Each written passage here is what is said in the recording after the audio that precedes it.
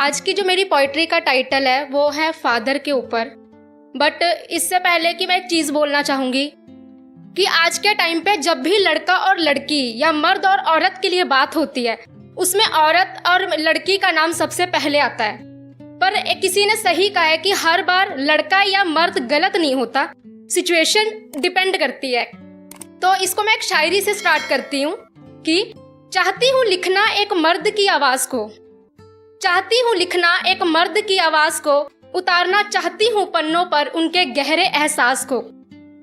बड़ा ही सब्र होता है उनके दिलों में, बड़ा ही सब्र होता है उनके दिलों में, देना चाहती हूँ नाम मैं ऐसी ही एक किताब को।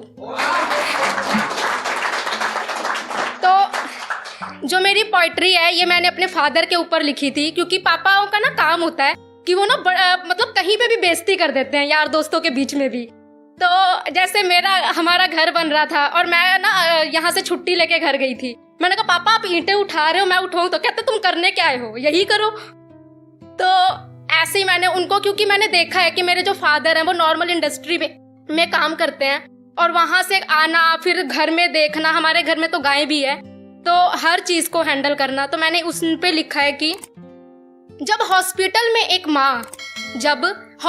में एक माँ अपने बच्चे की एक किलकारी के लिए तड़प रही थी, तब वहीं उसके लिए कोई दुआएं मांग रहा था।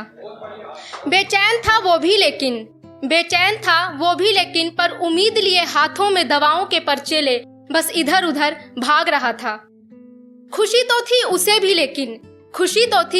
भी लेकिन पर सांसें कहीं न कहीं थमी पड़ी थी, ये सोचकर कि सब ठीक तो होगा ना, आंखों में आंसुओं की गंगा मानो भरी पड़ी थी। हम अक्सर ये कहते हैं कि माँ से बड़ा त्याग कोई कर नहीं सकता, पर एक पिता से जाकर पूछो उसके जीवन की कहानी कभी, जो अपने बच्चों के सामने कभी रो नहीं सकता।